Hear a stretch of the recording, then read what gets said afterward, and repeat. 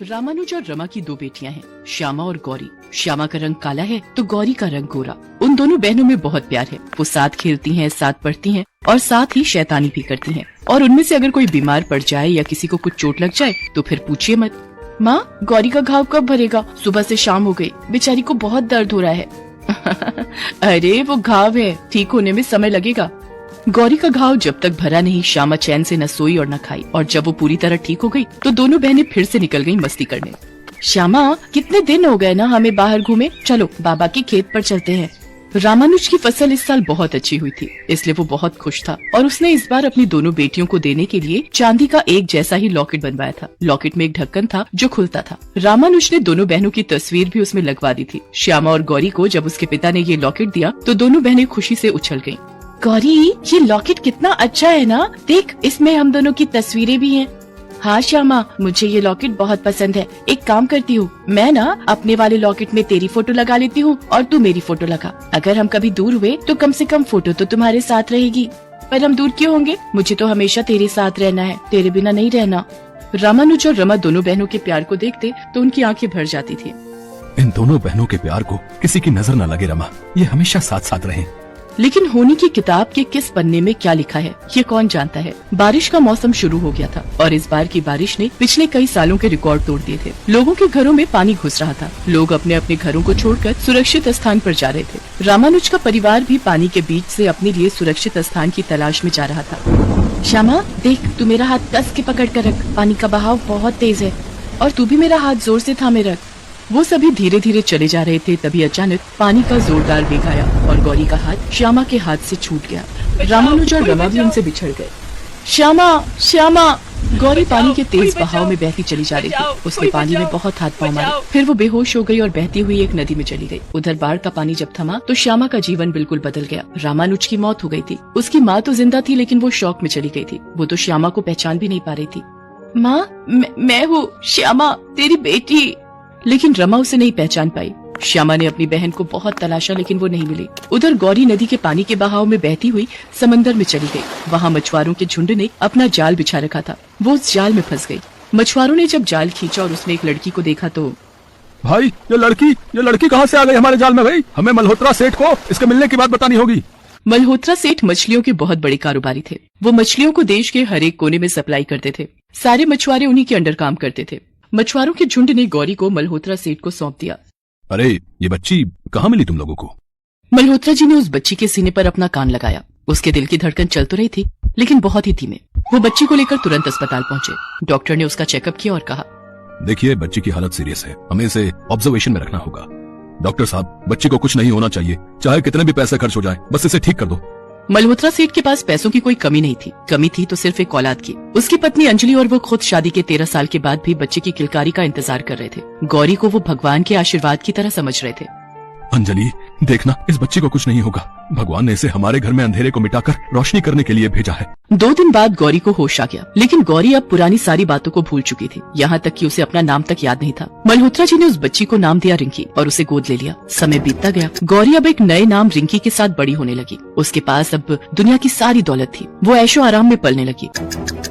हालांकि गौरी पुरानी सारी बातें भूल गई थी, लेकिन वो हमेशा एक सपना देखती कि वो डूब रही है और कोई गौरी गौरी पुकार रहा है। उस रात भी वो वही सपना देख रही थी और चौंक कर उठ गई। उसकी चीख की आवाज सुनकर उसके माता पिता भागते हुए आए। क्या हुआ बेटी, तुमने फिर से वही सपना देखा क्या? हाँ मॉम, फिर से वही सपना। वैसे ये गौरी किसका नाम है? मेरा नाम तो रिंकी है।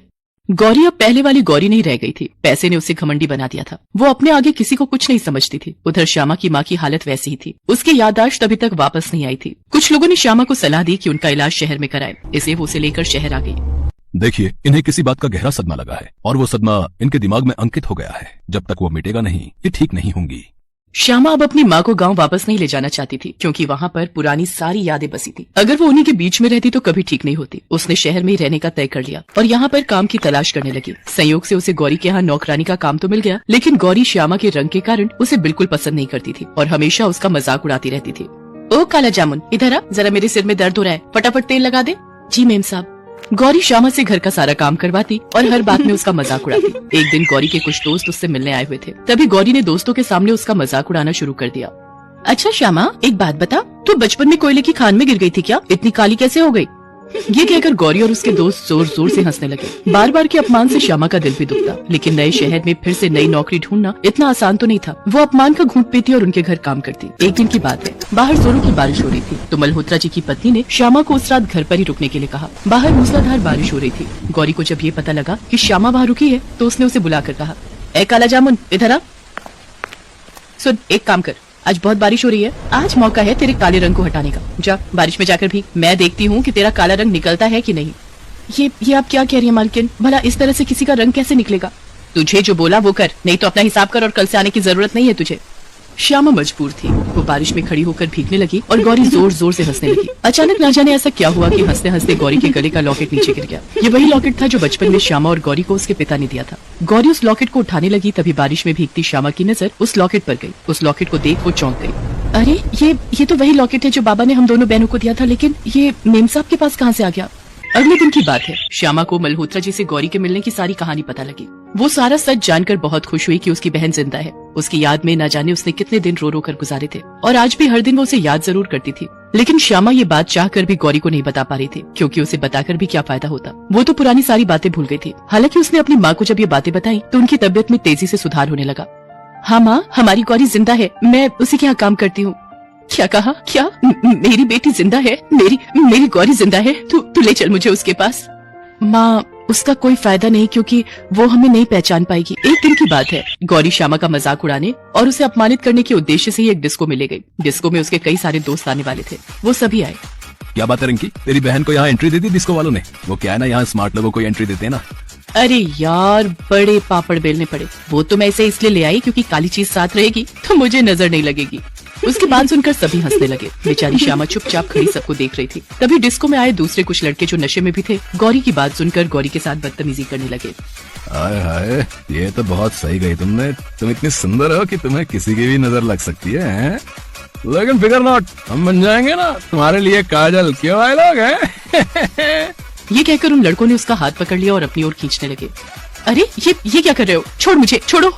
अरे ऐसे कैसे छोड़ दें? तुम्हें हमारे बिना नजर लग गई तो?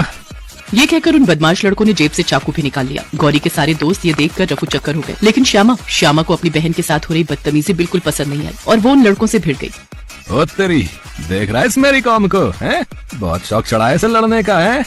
उस लड़के ने श्यामा पर चाकू से हमला कर दिया, लेकिन श्यामा ने खुद को बचाया। तभी कुछ और लड़के श्यामा को पकड़ने के लिए आगे आए और उसमें गुत्थम गुत्था हो गए। इसी क्रम में श्यामा के गले का लॉकेट खुलकर नीचे गिर गया। गौरी की नजर जैसे ही उस लॉकेट पर गई, उसका सिर चकराने लगा और उसे सब कुछ याद आ गया। इस बीच उस लड़के ने चाकू निकालकर फिर से श्यामा पर हमला करना चाहा, तो गौरी चिल्लाकर बोली, श्यामा, श्यामा।